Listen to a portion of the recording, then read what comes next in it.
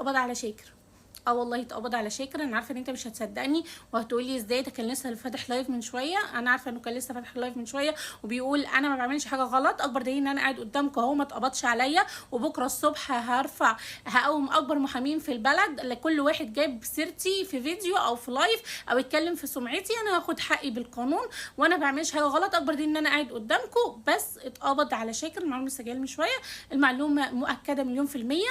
اتقبض على شاكر. انا كنت قايله لكم افتحوا القوس.